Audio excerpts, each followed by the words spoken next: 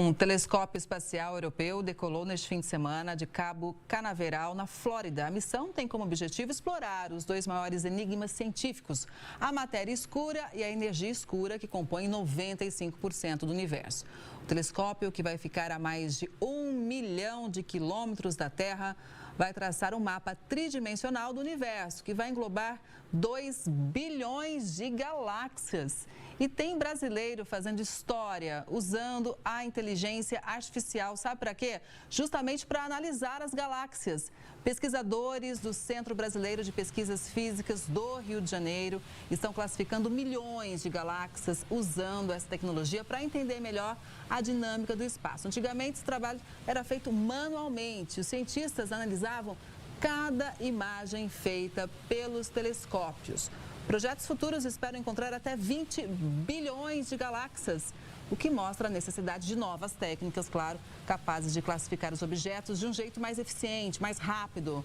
Para falar sobre essa pesquisa, a gente faz conexão com Clécio Debon, especialista em inteligência artificial e astrofísica e também um dos responsáveis por essa pesquisa. Clécio, boa tarde, seja muito bem-vindo ao Conexão Record News.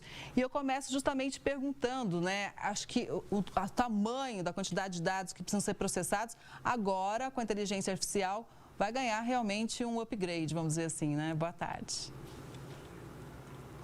Kelly. Boa tarde, Heródoto. Em astronomia, a gente está sempre aumentando muito a quantidade de dados, né? Então, a gente está no regime de Big Data, é uma crescente na área. Isso é um laboratório perfeito para a gente estudar e fazer experimentos com inteligência artificial. O projeto que eu trabalho, o S-Plus, ele está classificando a ordem de dezenas de milhares de galáxias, né? Mas, em breve, projetos novos, como o Euclid, que vocês acabaram de citar, e o LSSP, a qual eu também faço parte, vão transformar isso em coisa de 20 terabytes de dado por noite. Ou seja, isso é muito além de que a gente consegue, às vezes, até imaginar em quantidade de galáxias. Estou falando de bilhões de galáxias sendo mapeadas no universo, e toda noite o céu sendo varrido e procurando novos objetos. Uhum. Clécio, você falou em 20 bilhões de galáxias. O que é exatamente uma galáxia para poder saber o que são 20 bilhões de galáxias? A gente vive num sistema solar, né? Como a gente aprende na escola. O Sol é uma estrela e a gente vive num planeta em torno dessa estrela. Essas estrelas, elas se agrupam em conjuntos maiores que a gente chama de galáxias. Essas galáxias têm estrelas muito diversas, com muitas populações diferentes. Algumas galáxias que está passando aqui em imagens são de forma espiral, outras são de forma elíptica. E elas dizem respeito a que tipo de estrela que vive nessa galáxia, inclusive a quantidade de elementos pesados necessários para formar a vida. Então, entender o que é a galáxia é entender um pouco do nosso quintal, da nossa vizinhança, para entender melhor a estrutura do universo como um todo. Ou seja, vamos fazer uma varredura nos nossos vizinhos, né? Agora, as galáxias, elas têm formatos diferentes, não é isso?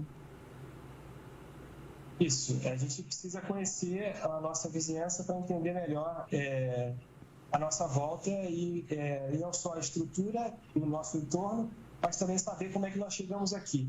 Como é que é feita a química da vida nas estrelas, como é que eles conseguem formar sistemas solares, planetas, enfim, como a gente chegou até aqui. Uhum. Clécio, você lembrou outras coisas interessantes. Então, temos 20 bilhões de galáxias, explicou direitinho uma galáxia. Isso está dentro do universo. Com essa missão agora chamada Euclides, vai ser possível, por exemplo, os cientistas chegar à conclusão se o universo está em expansão ou em contração? Obrigado pela pergunta, Heródoto. Isso é uma questão que as pessoas trazem, comumente. Bem, a gente já sabe, em muitos experimentos, que apontam que o universo está em expansão. Né? Isso, desde a década de 20, a gente entende, e essa expansão é um pouco difícil de imaginar, como se o espaço entre eu e você, ao longo do tempo, fosse aumentando. Né? O espaço entre nós vai crescendo ao longo do tempo no universo. A questão que a gente tem hoje são duas. Na verdade, já tem algumas décadas que a gente já descobriu que essa expansão está acelerada. Ou seja, ela está andando mais rápido do que o que a gente imaginava. E o ponto como isso se dá, né, como é que essa aceleração está acontecendo e, efetivamente, o que provoca essa aceleração. Né? Hoje, o nosso candidato, né, a gente chama de energia escura, esse elemento que faz o universo se expandir de forma acelerada. Esse é um dos objetivos da missão do Euclide. E também de outros grandes projetos na área de astronomia que vão produzir essa quantidade enorme de dados nos próximos anos. Clécio, há quase 100 anos os astrônomos estudam as imagens das galáxias. A gente pode dizer agora que com esse avanço, com o uso da inteligência artificial, alguns dados que a gente conhecia como certos podem ser questionados ou eventualmente até mudados? Sim, na verdade, a gente adquire esses dados há muito tempo, né? Porque agora a qualidade desses dados também é sem precedente. Então, o que acontece de diferente hoje é que a gente consegue enxergar mais longe. Esses projetos permitem enxergar objetos que eram mais fracos. Quando a gente consegue enxergar mais longe, a gente consegue ver mais coisa. Quando a gente vê, eu acho que a gente surpreende sempre. A gente sempre acha galáxias que a gente achava que não deveriam estar ali. Por exemplo, vivendo em locais que a gente achava que não poderiam ter aquele tipo de estrela. A gente descobre novas populações de estrela. Então, a gente está sempre surpreendendo com coisas novas. Além disso, uma das coisas que os projetos dos próximos anos prevêem, inclusive esse projeto brasileiro, ao qual eu também faço parte, o S+, é ver coisas que não estavam no céu e, de repente, começaram a brilhar. Que a gente chama de transiente. Eles sempre surpreendem porque eles não esperam que eles estejam ali. Então, sim, a gente espera novas compreensões, ver novas coisas raras e objetos cada vez mais raros, porque a gente consegue enxergar mais, a gente consegue enxergar coisas que a gente não via antes. Né? Uhum. Clécio, também, para a gente poder entender, tem as leituras interessantes, né? O Stephen Hawking, por exemplo, que todo mundo conhece, apresentava sempre numa cadeira de roda e tal, é um grande matemático, tinha uma doença grave. Entre outros livros, ele escreveu lá o universo numa casca de nós. De nós, não de nós, de nós. Tá? E queria te perguntar o seguinte, eu sempre fui cético nessa coisa, sou leigo, né? Mas numa das entrevistas que ele deu, ele falou que passou a não duvidar mais da existência de vida fora do planeta Terra. Qual é a sua opinião sobre isso? Esse livro é um livro que eu li, né? Acho que todo mundo que aspirava a ser cientista na década de 90, nos anos 2000, deve ter lido esse livro, né? A maioria de nós.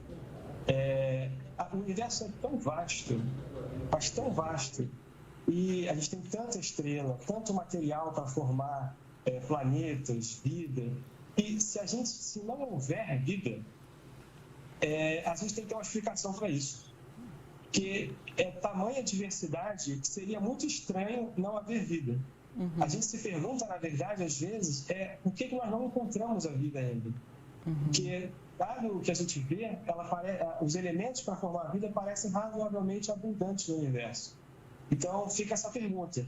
Algumas pessoas tentam responder essa pergunta na direção de, na verdade, talvez não tenha tanta vida inteligente, ou talvez nós sejamos os primeiros a chegar nesse estágio de civilização, mas são especulações, nós não temos certeza. Mas quando a gente vê a vastidão do universo, é muito difícil você se convencer que não tem vida. Essa que é a mensagem. Pois é, vamos passar aí um pente fino nos nossos vizinhos, nas galáxias vizinhas. Quem sabe a gente encontra aí o famoso ET, né? Como o Heródoto comentou. Clécio, obrigada, viu? Parabéns pela pesquisa. Qualquer novidade, Conexão está sempre de porta aberta. Uma boa tarde e até a próxima. Muito obrigado. Obrigada.